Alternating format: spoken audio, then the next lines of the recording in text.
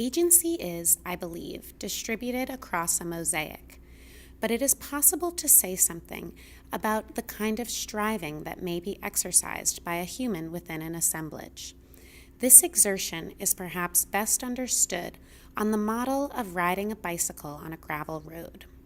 One can throw one's weight this way or that, inflect the bike in one direction or toward one trajectory of motion, but the rider is but one actant operative in the moving assemblage.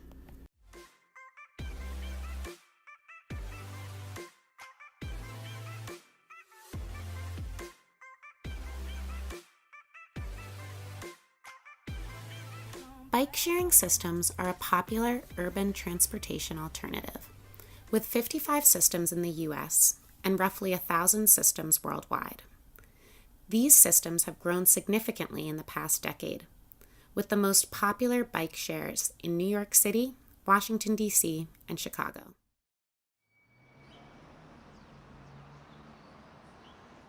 It would be better if it works, then I would be on a bike now. But yeah, it doesn't seem to work. Maybe we have to find another station. It's been a rough road so far for New York City's ambitious bike share program. We have basically imported Europe's most boring idea. In short, bike sharing boils down to 3 words: ride, return, repeat.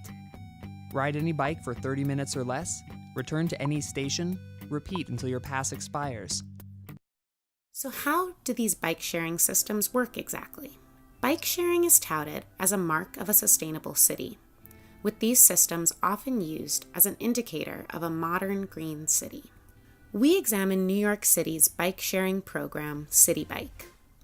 How has the program been successful? Who is measuring its success? How does Citi Bike contribute to the narrative of a green city? We investigate these questions, as well as the usage, safety, and politics of this initiative. In 2008, the New York Department of Transportation began researching alternative transportations attempting to reduce emissions, accidents, and congestion. They began pushing more bicycle infrastructure. Well, good morning and welcome to City Hall Plaza. The idea behind bike share is simple. It gives people one more ways to get around town faster, and when they get around, they can use their MasterCard, another one of the sponsors today.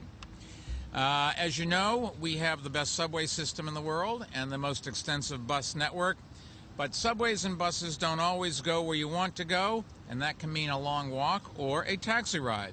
And now New Yorkers will have another option: hop on a Citi Bike. And that will give our city an entirely new 24/7 transportation network that will help extend connectivity from subway stops, making places like our growing number of waterfront communities easier and faster to get to. And to give us more details on the Citi Bike program, let me introduce the driving force, if you like the pun, behind it, Transportation Commissioner Jeanette Sedek-Khan. Jeanette? Bike share, as the mayor noted, extends the reach of our subway, bus, and ferry network by providing a fast and easy connection from your door in your corner to a subway stop or a bus stop or a ferry stop. It's also a great fit for our geography. Over half of the trips in New York City are under 2 miles, and we're essentially flat. So it's a great way to get around town quickly. The stations that you see here will be solar powered and wireless, so they're easy to install and they're easy to move if necessary. And it's really important to note that New Yorkers selected these bike station sites. Yeah, it was kind of escape from New York and escape from the pack, but it was one of the most joyous days I've ever had. It must have been 100 cameras that were there. So I was with John Orcutt and Seth Solomano and Howard Wolfson, and we're all riding up First Avenue in the parking protected bike lane, and the pedestrians are on the refuge islands, and the traffic is flowing, and the select bus services is running, and it felt like there were birds singing and rainbows. It was one of the happiest days of my life. They found that 25% of New Yorkers rode bikes at least a few times a year. Of those, 49% biked several times a month. After all, streets have untold transformative power in the city. After continued research, multiple feasibility studies, and a few setbacks, Citi Bike was launched in 2013. Today, the program boasts 706 stations and 12,000 bikes. Citi Bike is owned and operated by NYC Bike Share LLC. Its lead sponsor is Citigroup, with additional funding from MasterCard. Its operation is managed by Motivate and 8D Technologies. The bike technology comes from PBSC Urban Solutions. Continued logistics support, though zero financial support, comes from NYC DOT and the Department of City Planning. New Yorkers can become annual members or buy a short-term pass. For most people, the annual membership is $163, though different groups are offered discounts. 10% for Citi card holders and 37% for NYCHA residents.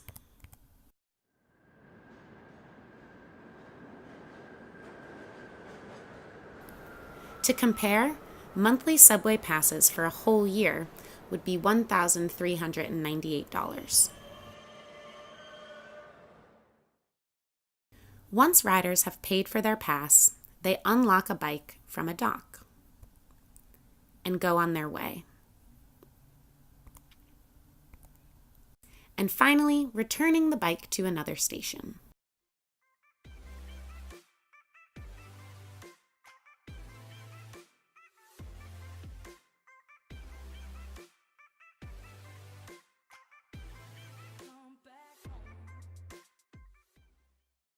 Citi Bikes have loads of useful features, all carefully chosen to create the best user experience.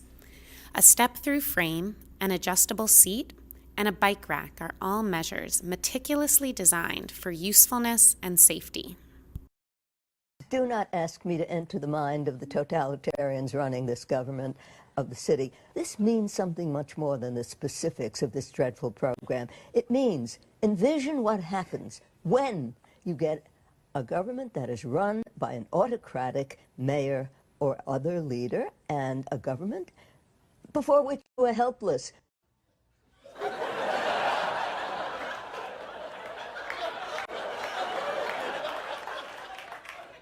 Just bikes, lady. Slow down, Lady Hunger Games. Or should I say, Pulitzer Prize-winning editorial board member of the Wall Street Journal. From its inception, Citi Bike has inspired passionate reactions, both positive and negative. The latest controversy over Citi Bikes has to do with New Yorkers who say it's a blight on their neighborhood. CBS 2's Hazel Sanchez reports from the Upper West Side. Put the bikes where they're not going to obstruct parking for residents. There's fighting in the street over the virtual explosion of Citi Bike racks in Manhattan, most recently on the Upper West Side. Racks set up to hold as many as 60 bikes have taken up prime real estate on Riverside Drive, West 82nd Street, and West 76th Street, just to name a few. This is an atrocity. There's no reason why you should have 60-plus stations when, in the last week alone, the most that I've seen of bicycles on these stations are 10. According to the Citi Bike website, station locations are based on population and transit needs and were selected through a participatory public input process. But people living along Riverside Boulevard on the Upper West Side say they had little to no warning at all about this Citi Bike rack off 67th Street, installed in the last week. I had no clue that they were coming. But do you feel like you had a say on if this thing went up? There was no say. We were just notified. Of course, despite these problems, the system seemed to work fine for many. But it was flawless. I loved it. It's been acceptable for me. I haven't had any problems with bad kiosks or those sorts of things so far. So far, the city says that more than 170,000 trips have been taken, with annual memberships surpassing 36,000. I look at this as a big quality of life enhancer. Yeah. A program that elicits so many emotions is also subject to so much analysis. After all, at its core, Citi Bike is a technological assemblage. The model of a bike-sharing system only works with a complex background of technology, even if it publicly presents itself as a simple sustainability initiative. The bikes and the users each have a unique code. An app lets users know where the bikes are, and data is kept on each and every individual ride. With so much data publicly available, Countless studies have been done to measure, quantify, and justify every decision Citi Bike makes. Each month, an operating report is published on the Citi Bike website. Everything is quantifiable: number of rides, annual membership, casual membership, revenue earned, inspections given, and bicycles redistributed. Even calories burned and carbon offsets earned. Citi Bike even gives itself a report card with grades out of 100 in 12 categories. Things like station cleaning and bike maintenance earned a 100%. The lowest grade only dips to an 89 when it comes to station outages, but availability of data and reports gets another clean 100%. Technological assemblage indeed. It's not only the operating reports. Citi Bike even offers specific information on time and length of rides, where riders go, and the gender and age of bike users.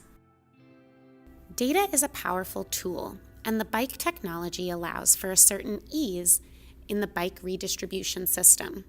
Bike train operators move bikes from one location to another to meet the demand of users. While data can be a powerful tool, there are dangers of reducing a complex program to a mere series of numbers and representational images. This data represents science with a capital S, as Bruno Latour would describe it. By making so much of this data public, Citi Bike has attempted to democratize this information, and yet what is being shared and what is being recorded is still information kept outside of the cave. The data that is available is used as the final say. Bike sharing systems are often praised for their sustainability.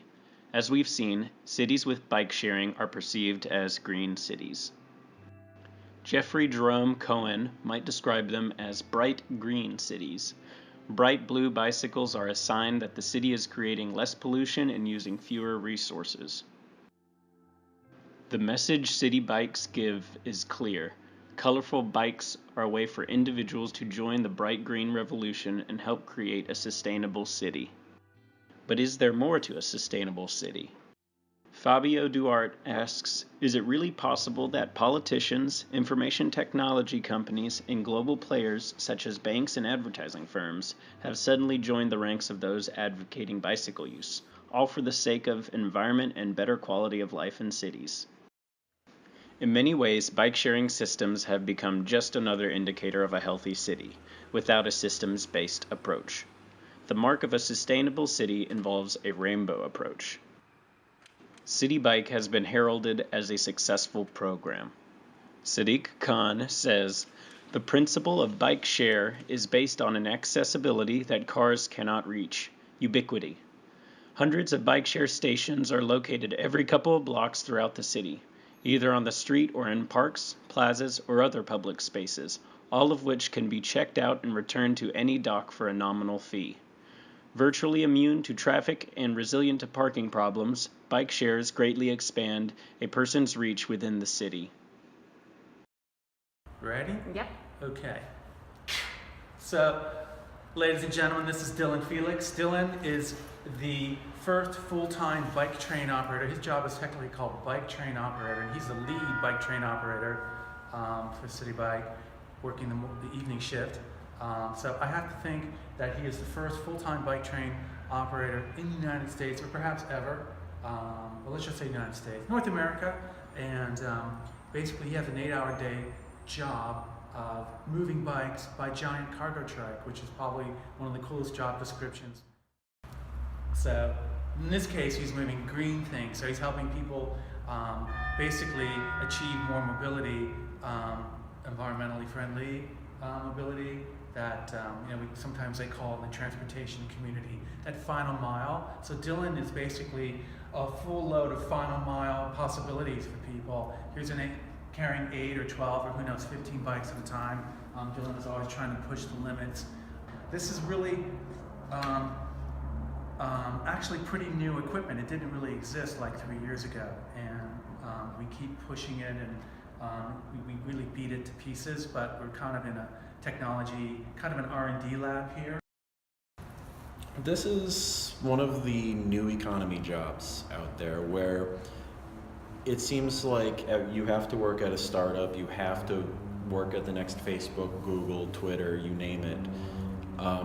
If you're just if you despise that kind of like startup go-getter lifestyle, you can still make money, you can still make a living, and you can still inspire other people to not have to fight the rat race.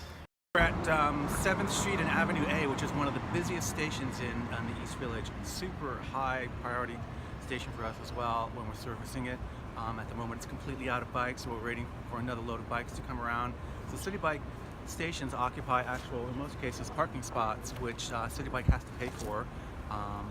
And the way parking spots are assigned to us goes through the community board and the Department of Transportation, so there's a lot of community feedback about where these stations are sited.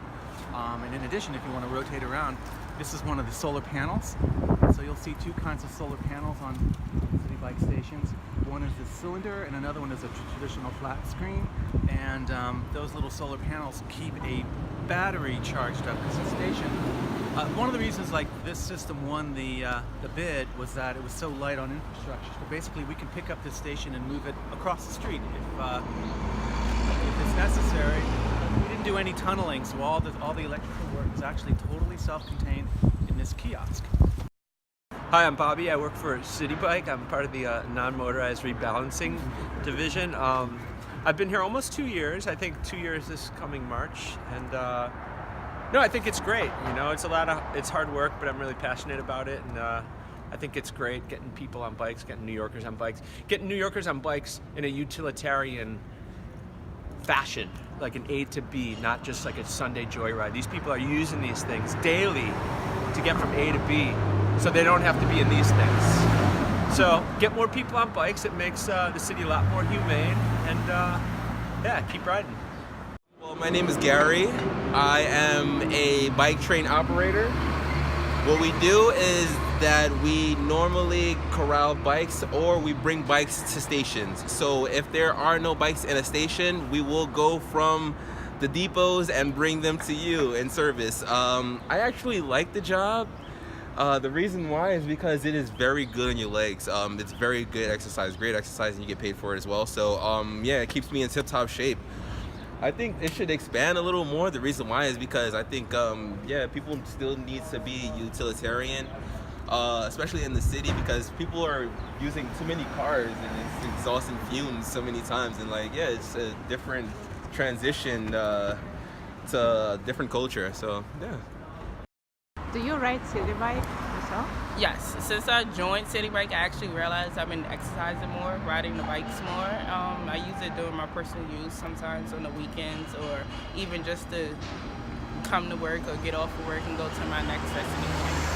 Where do you live? Do you ride it around? I can't ride around my area because Citi Bike is not in the Bronx, and I live in the Bronx. So I have to take a train and able for me to use the Citi Bike service. Okay. The fact that a city is helpless before the driven personal and ideological passions of its leader in the interests, allegedly, of the good of the city. This can take many forms, but we have seen the most dramatic exposition of this in our city. We now look at a city whose best neighborhoods are absolutely, begrimed is the word, by these blazing blue Citibank bikes, all of the finest, most picturesque parts of the city.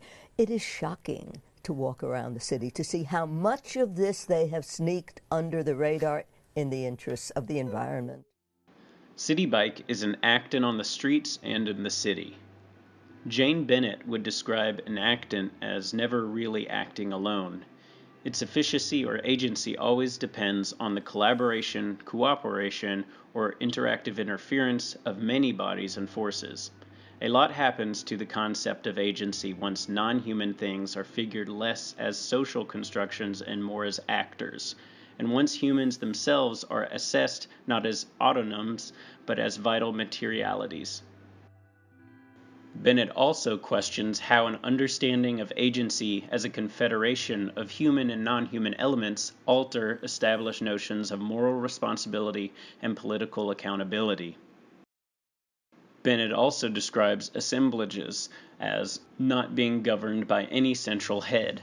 No one materiality or type of material has sufficient competence to determine consistently the trajectory or impact of the group.